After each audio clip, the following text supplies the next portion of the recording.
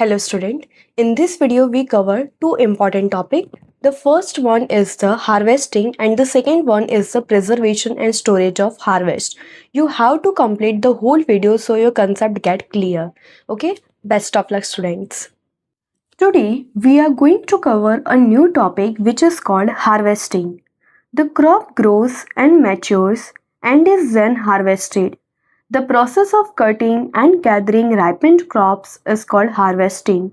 Harvesting can be done either manually or by mechanical means. इसका मतलब क्या होता है student?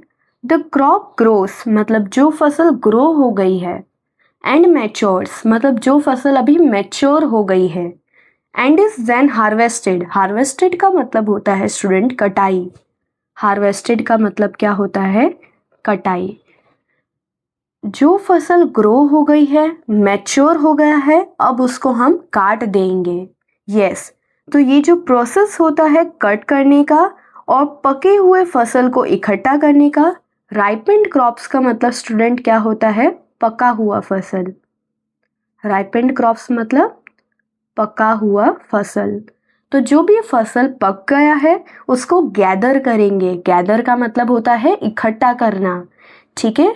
The process of cutting and gathering ripened crops is called harvesting.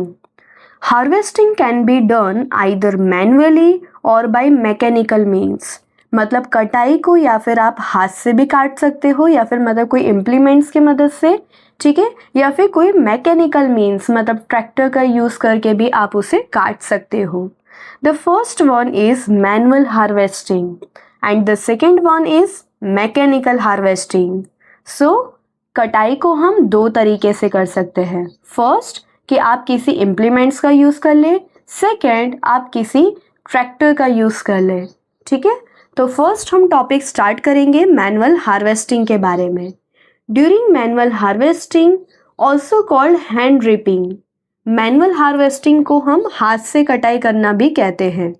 The crop is either plucked directly by hand or by cutting the stalk using implements such as the seeker, scythe और cradle.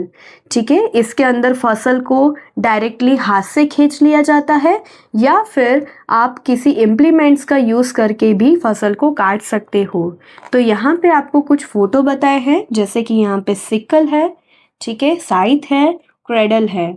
ये तीन क्या है? ये तीनों एक ऐसे implements है जो मैनुअल हार्वेस्टिंग में यूज़ किए जाते हैं.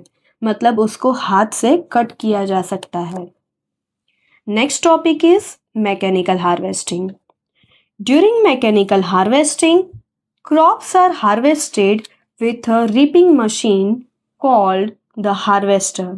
ठीक है. मैकेनिकल हार्वेस्टिंग के दौरान फसल को काटा जाता है एक काटने वाली मशीन के साथ जिसे हम क्या कहते हैं? हार्वेस्टर कहते हैं. ठीक है. हार्वेस्टर जो होता है वो प्रोसेस को इजी बनाता है, सस्ता बनाता है और मोर टाइम एफिशिएंट मतलब कम टाइम में बन सकता है एंड ऑल्सो रिड्यूस वेस्ट और इसमें वेस्ट होने की गुंजाइश भी नहीं होती है. ठीक है. और जो कटे हुए फसल होते हैं फिर वो थ्रेशिंग में जाते हैं. क्या होता है थ्रेशिंग? थ्रेशिंग एक ऐसा प्रोसेस होता है जिसको प्लांट्स को पीटा जाता है ताकि क्या हो सके? उसके छिलके अलग हो सके. किससे? ग्रेन से. मतलब आप जानते हो कि जैसे कि कोई भी गेहूं होगा तो गेहूं के ऊपर क्या होंगे? छिलके होंगे. तो गेहूं और छिलके अलग करने के प्रोसेस को हम क्या कहते हैं? थ्रेशिंग कहते हैं. ग्रेन्स का मतलब जो आपका अनाज है वो. चाफ मीन्स छिलका. स्टॉक मतलब डंडी. तो छिलका डंडी को अलग करेंगे किसके साथ? ग्रेन से. Yes. Threshing is done either manually. ठीक है. आप उसके छिलके को हाथ से भी ऐसे निकाल सकते हो और with help of A machine called combine harvester या फिर कंबाइन हार्वेस्टर की मदद से भी निकाल सकते हो. तो क्या होता है कंबाइन हार्वेस्टर? एक ऐसा मशीन जो दोनों करता है, कटाई भी करता है और इसके छिलके भी निकालता है. ठीक है. और जैसे कि जो हल्का छिलका होगा वो अलग हो जाएगा किसके? भारी ग्रेन से एक विनोइंग प्रोसेस के द्वारा. ठीक है. ये किया जाता है मैनुअली या फिर एक मशीन के मदद से किया जाता है that is called winnowing machine. ठीक है. यहाँ पे आप देख सकते हो ये अंकल क्या कर रहे हैं कि जो भी अनाज है उसको एक लकड़ी की मदद से ऐसे पीट रहे हैं, ताकि जो अनाज होगा वो अलग हो जाएगा, छिलका अलग हो जाएगा। और यहाँ पे आंटी क्या कर रही है, मैनुअल विनोइंग। ठीक है, ठीक है। ऊपर से जब हम कोई भी ऑब्जेक्ट रखेंगे तो हल्की वाली चीज़ें उड़ जाएगी और भारी वाली नीचे आ जाएगी।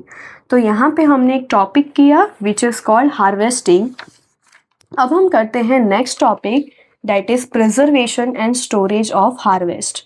ठीक है, जो भी फसल हमने काटी है उसको हम क्या करेंगे, फसल को जो काटी है उसको हम बचाएंगे और स्टोर करके रखेंगे। Harvested grain needs to be stored safely before it can be transported or distributed. मतलब जो कटा हुआ फसल है उसे हमें सेफली स्टोर करना है, ठीक है, दूसरी जगह पहुंचाने से पहले या डिस्ट्रीब्यूट करने से पहले। द ग्रेन्स आर क्लीन्ड, मतलब वो जो अनाज है उसको क्या करना है, क्लीन करना है, धूप में सुखाना है ताकि मॉइस्चर हटा सके, उसको पेस्टिसाइड के साथ ट्रीट करना है ताकि हम पेस्ट से क्या कर सके, प्रोटेक्ट कर सके। ठीक है, next, the grains are then packed into sack. अब जो भी आपके पास फसल है उसको बोरी में क्या करना है, पैक करना है, बर्तन में पैक करना है या डब्बे में पैक करना है या फिर स्टोर करना है ऐसी प्लेस में जहाँ पे कैसा टेम्परेचर हो, कम टेम्परेचर और कम मॉइस्चर कंटेंट हो। Most important for the exam, ये आपके एग्ज़ाम में गारंटी आएगा कि कैसी जगह पे स्टोर करना है जहाँ पे टेम्परेचर कैसा हो, कम हो, और मॉइस्चर मतलब जो गीलापन का कंटेंट हो वो भी क्या हो, कम हो, so that they last for a long time, मतलब वो लंबे समय के लिए क्या हो सकेंगे, टिक सकेंगे। The container use to store grain should be cleaned, मतलब जो कंटेनर है, बर्तन है जिसमें आप अनाज डाल रहे हो उसे पहले साफ़ करना है, उसे सुखाना है और उसको पेस्टिसाइड से ट्रीट करना है यूज़ करने से पहले। तो जो बड़े बड़े स्टील टैंक्स होते हैं उसे हम ग्रैनरीज या सिलोस कहते हैं। तो आप बाजू में यहाँ पे इमेज देख सकते हैं, ये यहाँ पे बड़े बड़े कंटेनर्स है स्टील के, इसे हम क्या कहेंगे, सिलोस। सिलोस का दूसरा नाम भी होता है, क्या होता है, ग्रैनरीज होता है। और यहाँ पे क्या किया जाता है, फसल को स्टोर किया जाता है। ठीक है स्टूडेंट्स, ये काफ़ी ज़्यादा इम्पॉर्टेंट था topic. Figure 1.14 are use to store vast amount of grains. Vast का मतलब क्या होता है, बहुत ज़्यादा ग्रेन्स स्टोर करने के लिए यूज़ किया जाता है। और जो भी ग्रेन्स को स्टोर किया जाता है उसको चेक किया जाएगा every month during cold weather. ठीक है, जब भी बेटा ठंडी होगी, ठंडी के टाइम पे हम क्या करेंगे, बार बार उसे चेक करते रहेंगे। Every 2 week during a warm और रेनी वेदर।